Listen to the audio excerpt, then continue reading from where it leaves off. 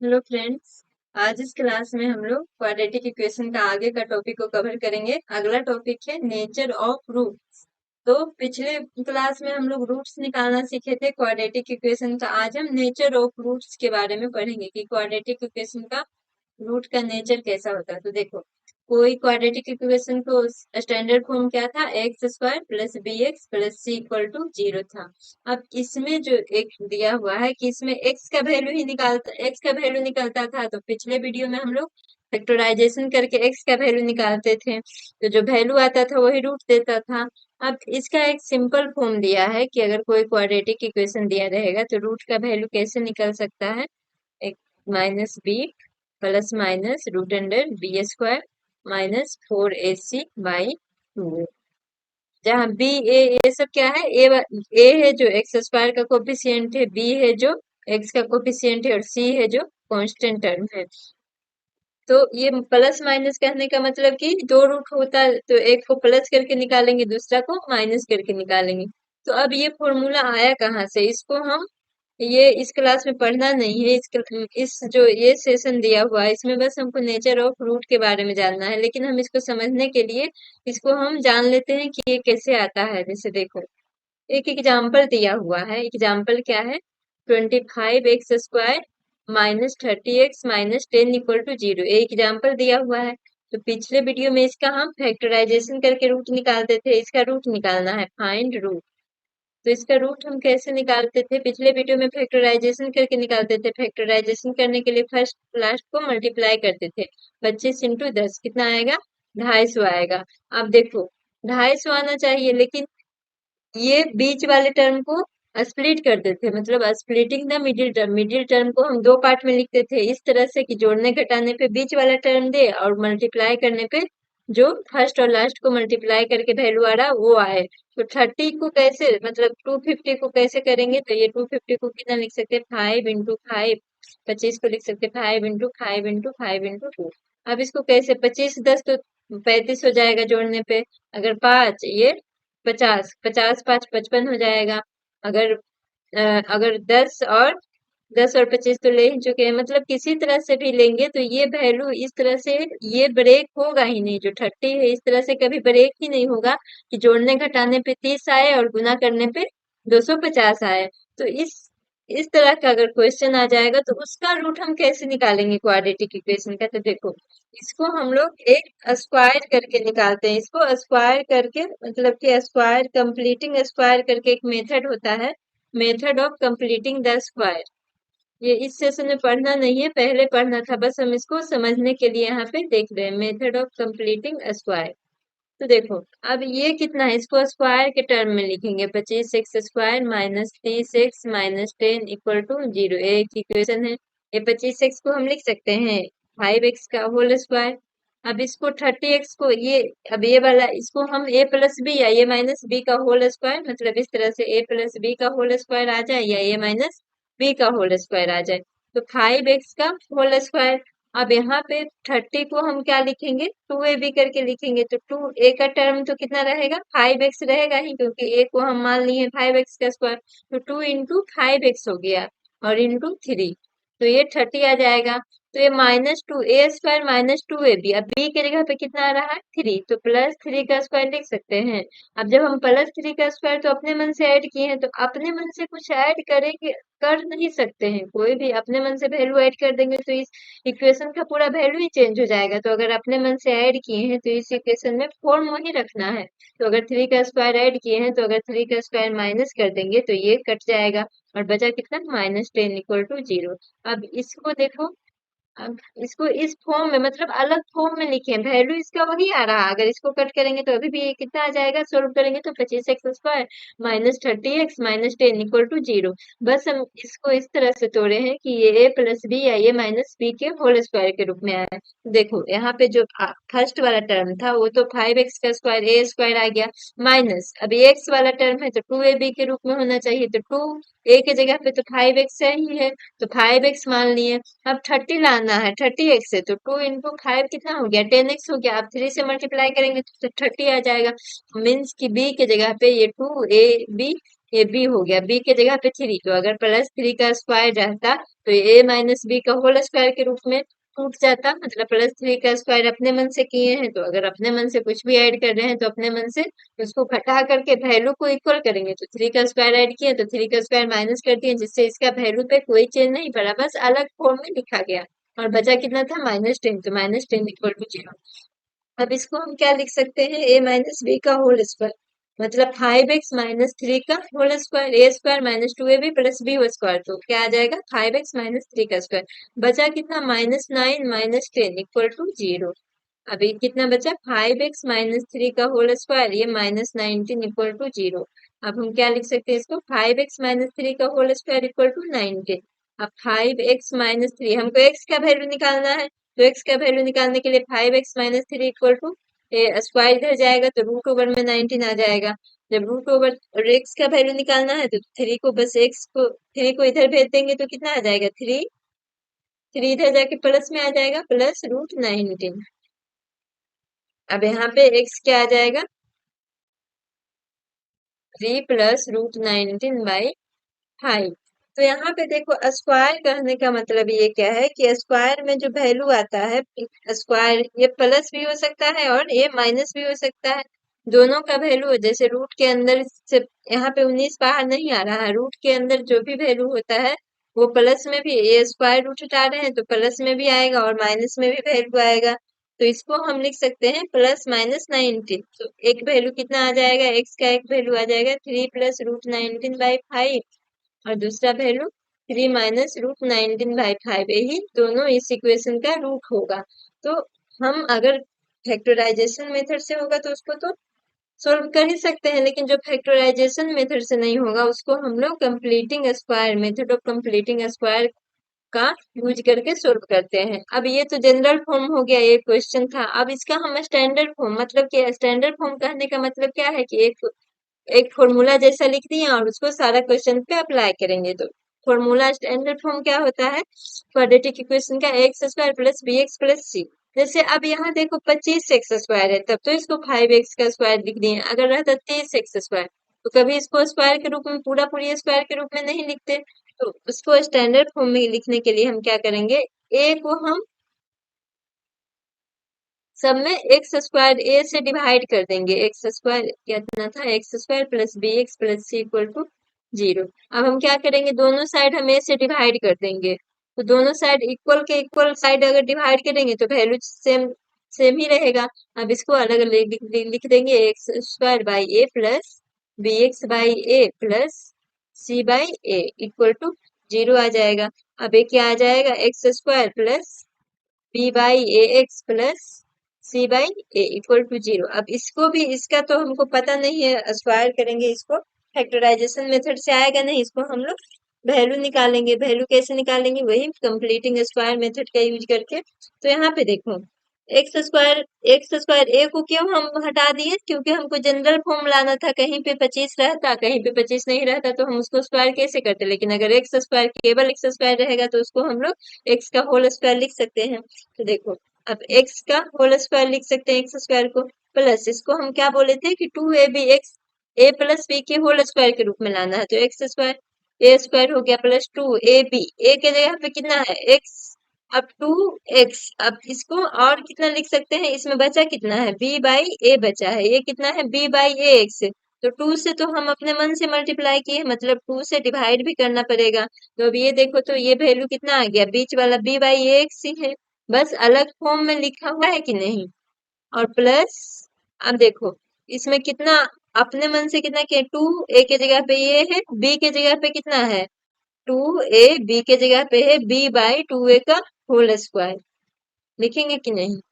अब अपने मन से इसको ऐड किए हैं तो इसको -b/2a का होल स्क्वायर प्लस c = 0, इस तरह से लिखेंगे।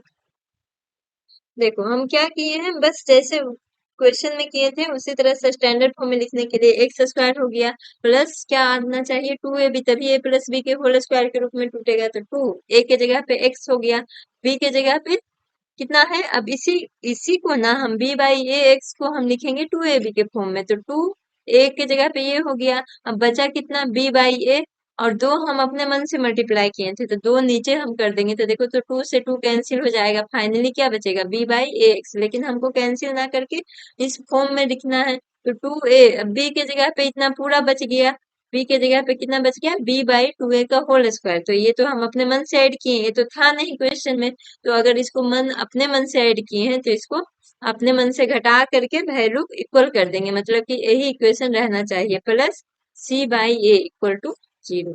अब यहाँ से यहाँ क्या कितना हो जाएगा, इसको कैसे लिखेंगे, x plus b by 2a का होल स्क्वायर लिख सकते हैं, x plus b by 2a का होल स्क्वायर, और ये माइनस, ये तीनों को लिख दिए। अब बचा कितना, माइनस बी बाई 2a का whole square plus c by a equal to 0।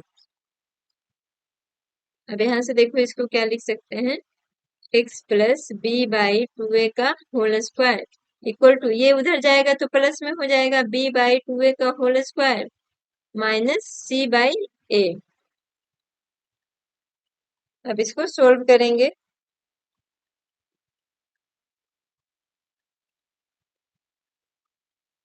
x plus b by 2a का होल स्क्वायर इक्वल टू, ये कितना आ जाएगा, b square by 4a square minus c by a।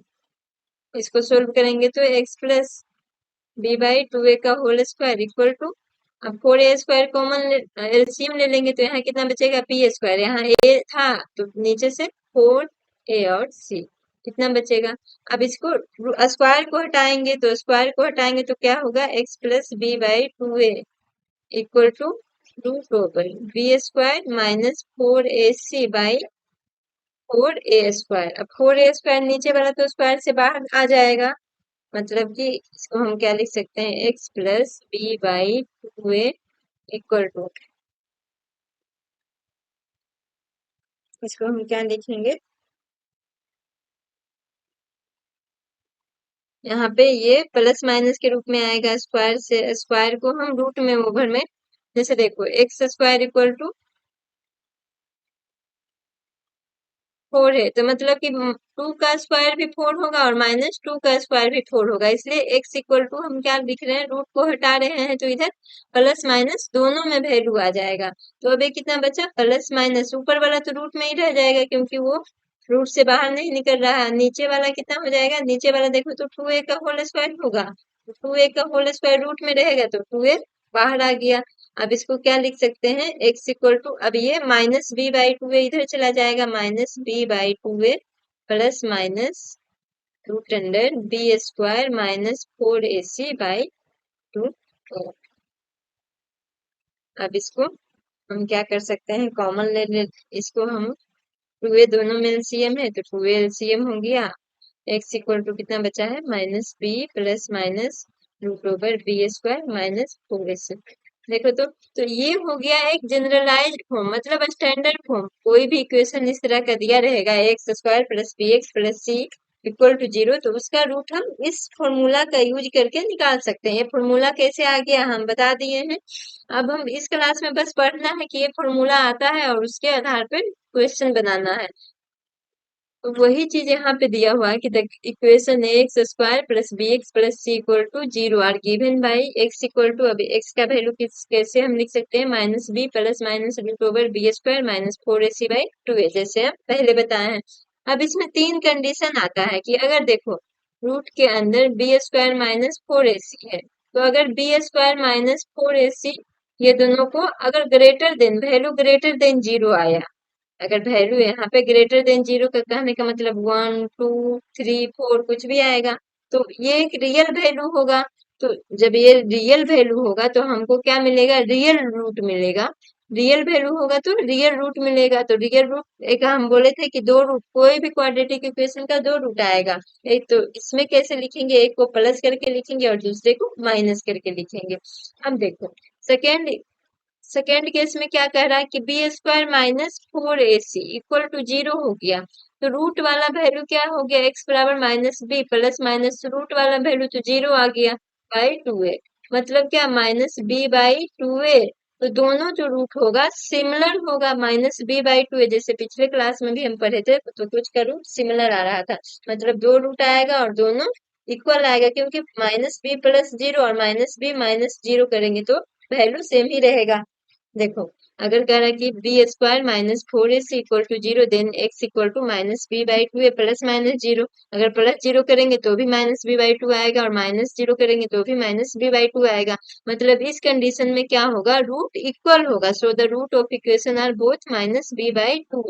कहने का मतलब रूट इक्वल होगा। Therefore we say that the quadratic equation has two equal root in this case. पहला में क्या था कि अगर ग्रेटर देन 0 आ जाएगा तो उसका रूट रियल होगा और दोनों अलग अलग रूट आएगा। लेकिन दूसरा कंडीशन में कह रहा था कि b² -4ac 0 है तो रूट रियल तो होगा ही, लेकिन दोनों एक दूसरे के इक्वल होगा। अब तीसरा कंडीशन, एक कंडीशन और कह रहा है कि b² -4ac जो ये वैल्यू आ जाएगा वो लेस देन 0 आ जाएगा, यही वैल्यू रूट में है। लेस देन 0 कहने का मतलब -5। अब -5 का रूट निकालो, इसका हमको पता ही नहीं है कि -5 का रूट क्या निकलता है। तो अब जब इस तरह से पता ही नहीं चलेगा तो इसका मतलब ये -5 रूट के अंदर -5 को रियल नंबर नहीं मानते हैं, रूट 5 को रियल नंबर मानते हैं पहले। लेकिन अगर रूट के अंडर माइनस रहेगा, कोई भी साइन, कोई भी नंबर माइनस साइन के साथ रहेगा तो उसको हम लोग रियल नंबर ना मान के उसको इमेजिनरी नंबर मानते हैं। तो इस कंडीशन में क्या होगा कि नो रियल रूट निकलेगा, इस क्वाड्रेटिक इक्वेशन का रियल रूट नहीं होगा। अब इसमें देखो तो, इसमें कह रहा है 3 केस हो गया। अब कह रहा है कि b² -4ac डिटरमाइंस है। b²-4ac को बस हम इतना का वैल्यू ही देख रहे हैं कि ग्रेटर देन 0 है, इक्वल टू 0 है और लेस देन 0 है। इतना से ही हमको पता चल जा रहा है कि क्वाड्रेटिक इक्वेशन का जो रूट होगा रियल होगा या नहीं होगा। तो पता चल जा रहा है, डिटरमाइन कर रहा है, तो इसलिए b² -4ac को हम लोग क्या बोलते हैं, डिस्क्रिमिनांट ऑफ दिस क्वाड्रेटिक इक्वेशन। तो इसको हम लोग बोलते हैं डिस्क्रिमिनांट और इसको डिनोट करते हैं डी से। तो डी इक्वल टू हो जाएगा b² -4ac। कहीं दिया रहेगा d इक्वल टू 0, तो d इक्वल टू 0 कहने का मतलब b² -4ac इक्वल टू 0 है। तो इस कंडीशन में रूट होगा इक्वल होगा। डी b² -4ac ना दे करके d greater than 0, d less than 0, तो वही बात सेम रहेगा। डी को हम क्या बोलते हैं, डिस्क्रिमिनांट, और उसका वैल्यू b² -4ac होता है। अब देखो इसी को जनरलाइज करते हैं, इतना थ्योरी में बताया है। तो so a quadratic equation ax² + bx + c equal to 0 has nature of root, यही से पता चल जा रहा है। नेचर ऑफ रूट कहने का मतलब है कि रियल है या रियल नहीं है। तो पहला कंडीशन क्या कर रहा है कि पहला कंडीशन में अगर b² -4ac ग्रेटर देन 0 होगा तो रूट कैसा होगा, रियल होगा और दोनों अलग अलग वैल्यू आएगा। दूसरा कंडीशन में क्या कर रहा है कि b² -4ac इक्वल टू 0 होगा तो रूट रियल होगा लेकिन दोनों एक दूसरे के इक्वल होगा। अगर b² -4ac लेस देन 0 कहने का मतलब रूट के अंडर माइनस हो गया तो उस कंडीशन में कोई भी रूट रियल नहीं होगा। इससे हम यही पढ़ रहे थे कि नेचर ऑफ रूट के बारे में जान रहे थे, तो इससे हमको पता चल गया कि नेचर ऑफ रूट कैसे निकलेगा। डिस्क्रिमिनांट निकाल देंगे और कोई भी इक्वेशन का हम लोग ये फॉर्मूला से x equal to -b plus minus root under b² -4ac/2a का यूज करके ये जो फॉर्मूला दिया हुआ है कोई भी क्वाड्रेटिक इक्वेशन का हम लोग निकाल सकते हैं। अब हम इसी का एग्जाम्पल कुछ समझ लेंगे। जैसे एग्जाम्पल नंबर 7 है, find the discriminant of the quadratic equation. Discriminant पूछ रहा है क्वाड्रेटिक इक्वेशन का। इक्वेशन क्या दिया हुआ है, 2x² -4x + 3 इक्वल टू 0। डिस्क्रिमिनांट कहने का मतलब d इक्वल टू व्हाट पूछ रहा है और क्या कर रहा है, hence find nature of root. Nature of root equal to what, तो डिस्क्रिमिनांट इक्वल टू हम क्या जानते हैं, b² -4ac। D equal to क्या होता है, b² -4ac। और b क्या होता है, x का कोफिशियंट होता है। b क्या था इक्वेशन, x² + bx + c। अब यहाँ पे साइन के साथ लेंगे, यहाँ पे प्लस था इसके लिए ये वाला है, अगर माइनस रहेगा तो b को हम माइनस वैल्यू लेंगे। तो b का वैल्यू कितना है, 4 नहीं होकर के -4 है, क्योंकि ये वाला जो है जनरल इक्वेशन के लिए है, x² + bx² + c equal to 0। तो इसको ऐसे भी लिख सकते हैं, 2x² + -4x + 3 इक्वल टू 0। तो अब a के जगह पे कितना आ गया, 2, b के जगह पे -4, c के जगह पे 3 आ गया। तो b के जगह पे क्या लिखेंगे, -4 का स्क्वायर -4, a के जगह पे कितना है 2, c की जगह पे 3 है, तो ये कितना आ जाएगा 16 माइनस, ये आ जाएगा 3 6 24, 24। तो ये देखो तो कितना आ गया, माइनस है। मतलब d इक्वल टू -8 कहने का मतलब d क्या है, less than 0, d less than 0 मतलब b² minus 4ac less than 0। तो इसका नेचर ऑफ रूट कैसा होगा, नो रियल रूट, मतलब इस इक्वेशन का आंसर होगा नो रियल रूट। ये पता चल गया, जैसे ही आया कि लेस देन 0 है तो रियल रूट नहीं है, ग्रेटर देन 0 आता तो रियल रूट होता और दोनों अलग अलग होता, इक्वल टू 0 रहता तो दोनों रूट सेम आता। अब हम एग्जाम्पल नंबर 8 देखते हैं।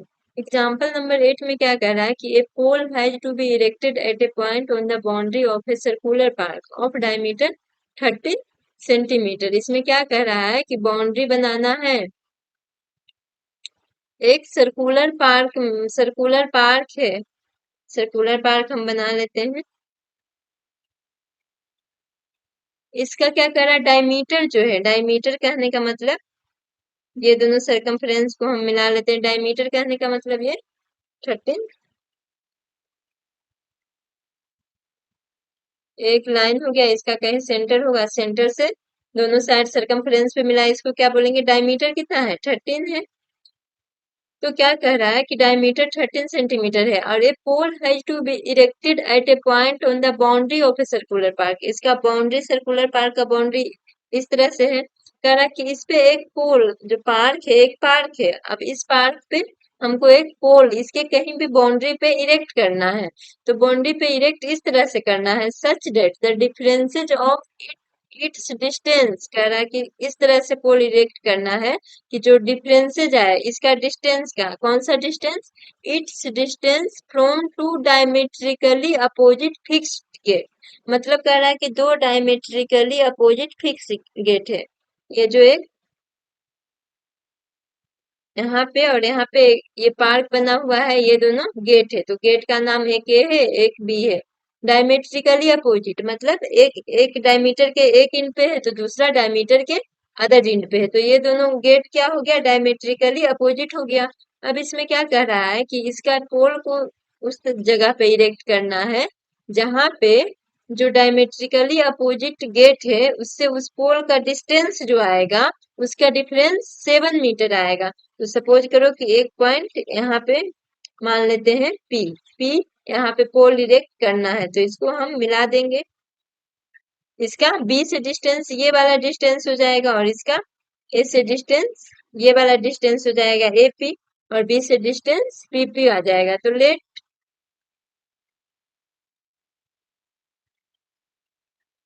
Distance of pole from gate B, हम एक गेट को मान लिए, क्या कर रहा है कि ऐसा करना पॉसिबल है, तो देखो इस तरह से करना पॉसिबल है कि नहीं, if is at what distance from the gate should be pole be erected, कह रहा है कि अगर पॉसिबल है तो कितना गेट से कितना डिस्टेंस पे पोल इरेक्ट होगा, मतलब पोल को खड़ा किया जाएगा।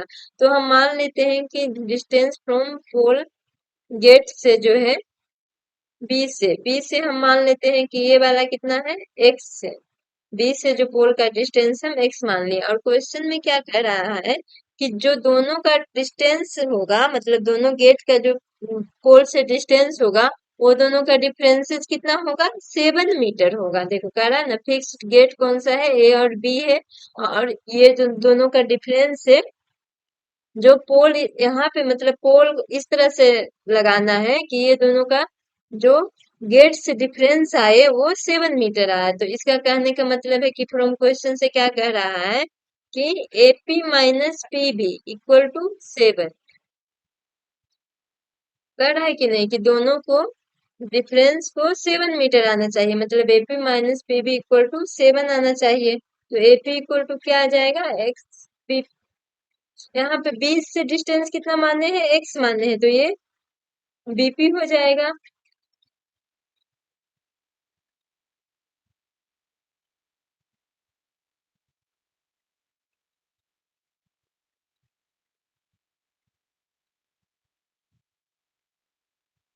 ये किसके बराबर होगा, बीपी के बराबर, एक गेट का हम डिस्टेंस माने हैं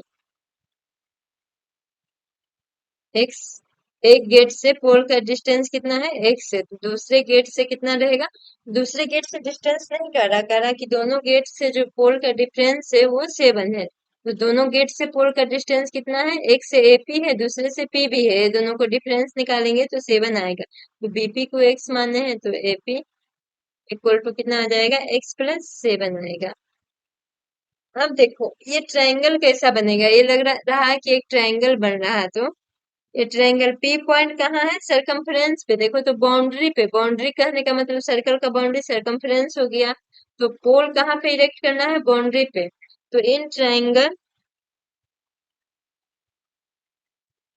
ए पी बी, एपीबी में एंगल एपीबी इक्वल टू अगर 90 डिग्री होगा, एपीबी इक्वल टू 90 डिग्री होगा। क्यों होगा, क्योंकि देखो तो कहता है कोई भी सर्कल में जो सेंटर पे एंगल बनता है, जो सरकमफ्रेंस पे एंगल बनता है वो सेंटर पे का एंगल का आधा बनता है। किस कंडीशन में आधा बनेगा, तो देखो जो सेंटर पे एंगल बन रहा है वो कौन कौन सा पॉइंट से बन रहा है, एक यहाँ पे सपोज करो ए से बन रहा है और बी से बन रहा है कि नहीं। सेंटर पे एंगल कौन सा से बन रहा है, डायमीटर है तो एक डायमीटर ओए है, ओए है और मतलब रेडियस ओए है और ओबी है, दो लाइन से बन रहा है। तो दोनों का एंड पॉइंट कहाँ है, जो एंगल बन रहा है सेंटर पे वो दोनों का एंड पॉइंट है ए और बी।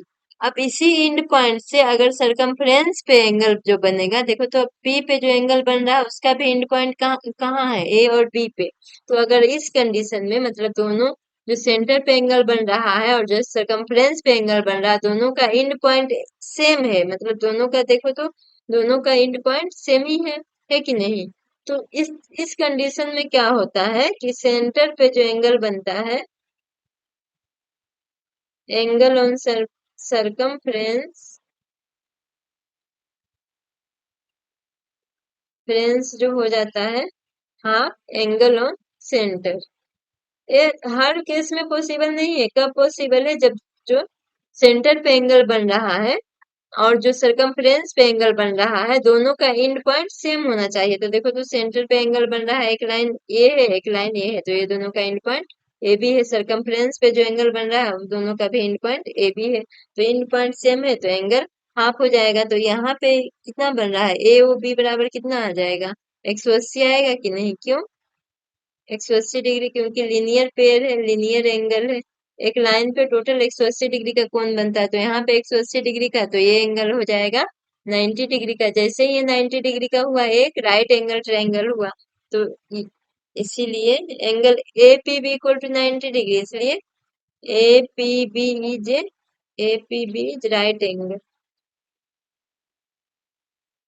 Angle triangle. ये हो गया। जब ये राइट एंगल ट्रायंगल होता है तो हम जानते हैं कि हाइपोटेनियस मतलब ए बी का स्क्वायर इक्वल टू हो जाएगा, ए बी हाइपोटेनियस डायमीटर था, इक्वल टू ए पी का स्क्वायर प्लस बीपी का स्क्वायर।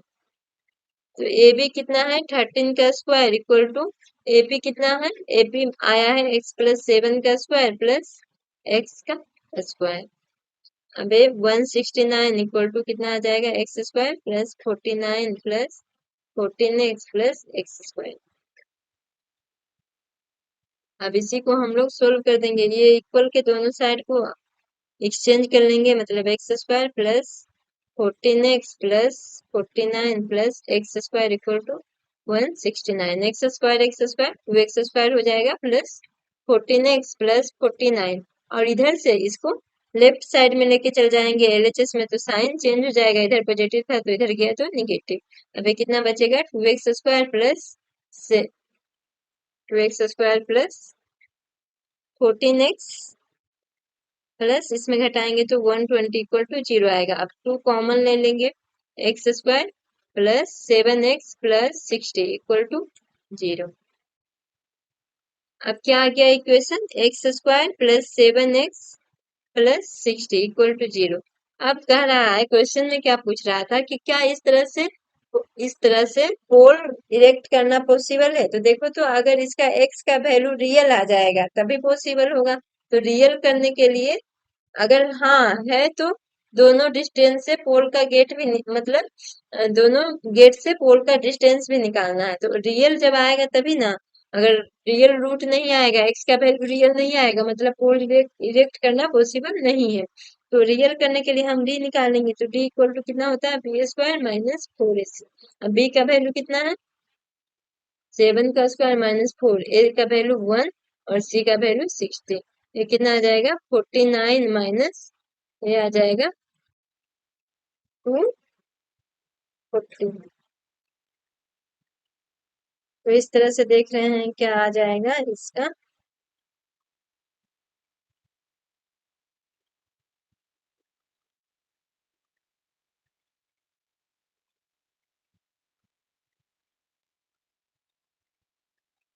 यहाँ पे देखो तो यहाँ पे -120, यहाँ +120 हो गया है।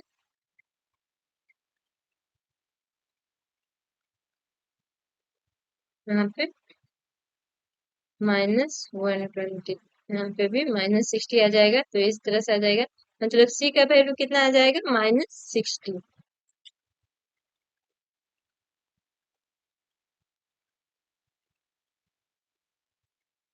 सी का वैल्यू -60 आ जाएगा। तो 249 + 240, अभी इसको ऐड कर दो तो 4 4 8 289। अब ये देखो तो डी क्या आ रहा है, डी जो आ रहा है ग्रेटर देन जीरो आ रहा है। ग्रेटर देन जीरो आ रहा है मतलब रियल रूट होगा और अलग अलग होगा। तो रूट निकालने के लिए हम क्या जानते थे, x equal to -b plus minus √b² -4ac by 2a। अब माइनस बी के जगह पे कितना है 7 है, प्लस माइनस √b² -4ac कितना आया 289। तो इसको √289 डायरेक्ट लिख देंगे बाई 2, ए के जगह पे 1 -7 √289 किसका आता है 17 का रूट, 17 का स्क्वायर 289। तो इसको हटाएंगे, रूट से बाहर निकालेंगे तो ये कितना आ जाएगा 17/2। यहाँ पे 17/2। अब इसको अलग अलग कर लेंगे तो x इक्वल टू -7 + 17/2 और x इक्वल टू -7 - 17/2। देखो तो ग्रेटर देन जीरो आ रहा था मतलब रियल रूट आ रहा था। तो 17 में से 7 गया तो 10/2 ये आएगा 5 और 17 7 -24/2 इक्वल टू -12 आएगा। देखो तो दो रूट आया कि नहीं, एक 5 आया एक -12 आया, क्योंकि डी ग्रेटर देन जीरो था इसलिए इसका रूट रियल था और दो रूट आया। अब हमको क्वेश्चन में क्या पूछ रहा था डिस्टेंस। हम क्या बताए थे पिछले क्लास में भी कि जहां पे एक्स का वैल्यू निगेटिव आ गया तो ये रूट है, लेकिन हम इसको क्वेश्चन में जो वर्ड प्रॉब्लम दिया रहेगा रूट निकालने के लिए कहेगा तो ये दोनों आंसर होगा। लेकिन हमको क्वेश्चन में क्या निकालना है कि डिस्टेंस निकालना है। तो डिस्टेंस कभी निगेटिव में नहीं होगा, हमेशा पॉजिटिव में लेंगे। तो distance of pole from gate B, gate B से हम क्या माने थे डिस्टेंस x, तो गेट बी से x आ जाएगा। तो ये निगेटिव वैल्यू है तो इसको तो कंसीडर नहीं करेंगे तो 5 आ जाएगा। और दूसरा क्या आ जाएगा distance of pole from gate A, gate A से कितना आया था AP आया था तो x + 7 आया था इक्वल टू 5 + 7 इक्वल टू 12, मतलब एक आ जाएगा 5 एक आ जाएगा 12। तो देखो इस तरह से हम क्वेश्चन का सॉल्यूशन निकालते हैं। कोई भी क्वेश्चन दिया रहेगा क्वाड्रेटिक इक्वेशन का तो एक तो फैक्टराइजेशन मेथड हो गया, और जो फैक्टराइजेशन मेथड से सोल्व होगा वो इस मेथड से भी सोल्व होगा, लेकिन जो जरूरी नहीं है कि फैक्टराइजेशन मेथड से नहीं सोल्व होगा वो इस मेथड से हम इसका वैल्यू निकाल सकते हैं। अब हम अगला क्वेश्चन देखते हैं, लास्ट क्वेश्चन है क्वेश्चन नंबर 9, एग्जाम्पल का लास्ट क्वेश्चन है। Find the discriminant of the equation. एक इक्वेशन दिया हुआ है, सबसे पहले इसका सॉल्यूशन निकालने के लिए इक्वेशन लिखेंगे। इक्वेशन कितना है 3x² - 2x + 13, 13 नहीं है 1/3 इक्वल टू 0 है। तो इससे हम लोग डिस्क्रिमिनेंट निकालेंगे।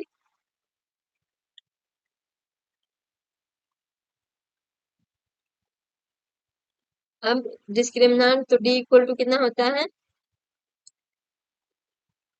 d इक्वल टू होता है b² - 4ac। तो b का वैल्यू कितना है -2, हमेशा साइन के साथ लेंगे -4, a का 3 है और b कितना है 1/3। तो ये कितना आ जाएगा 4 -3 से 3 तो कैंसिल हो गया, 4 - 4 0 आ गया, मतलब d इक्वल टू 0 है। d इक्वल टू 0 मतलब 4ac b² - 4ac 0 है। तो इसका इस कंडीशन में क्या आता है रूट रियल आता है, लेकिन दोनों इक्वल आता है। तो फाइंड डे मतलब रियल है, यहाँ से तो पता चल गया जैसे ही आज गया तो रूट रियल हो जाएगा। और उसके बाद कौन सा रूट होगा तो x इक्वल टू क्या लिखते हैं -b + -√√2 B square minus 4ac को डायरेक्ट डी लिख देते हैं बाई 2a, माइनस बी की जगह पे कितना था -2 plus minus root over D का वैल्यू 0 बाई 2 इंटू 1। तो इस कंडीशन में ये कितना आ जाएगा 2/2 आ जाएगा। 2/2 इक्वल टू 1, 2 प्लस माइनस 0/1। तो अगर x इक्वल टू 2 प्लस 0/, इस कंडीशन में तो हम जान ही गए हैं कि रूट इक्वल होगा -b/2। ये डायरेक्ट फॉर्मूला भी याद रहेगा तो -b/2 करेंगे, इतना करने का जरूरत नहीं है। 2/1 तो ये, और -2 -0/1, तो इस कंडीशन में भी 2 आएगा, मतलब x का दोनों रूट आएगा जो रियल आएगा और दोनों इक्वल होगा। तो इस तरह से देख रहे हैं कोई भी क्वाड्रेटिक इक्वेशन का हम लोग सॉल्यूशन डिस्क्रिमिनांट मेथड से निकाल रहे हैं। डिस्क्रिमिनांट मेथड से सबसे पहले हम नेचर ऑफ रूट भी पता कर ले रहे हैं, अगर रियल रह रहा है तो निकाल रहे हैं, रियल नहीं आ रहा है तो उसका तो रूट ही नहीं निकलेगा, इसलिए उसको निकालना भी बेकार ही है। आज की क्लास में इतना ही। अगले क्लास में हम लोग इसका एक्सरसाइज जो 4.3 आएगा उसको हम लोग एक एक क्वेश्चन का सॉल्यूशन इसी डिस्क्रिमिनांट वाले मेथड से सोल्व करेंगे। तब तक आप लोग अपने से रिवाइज कर लीजिएगा।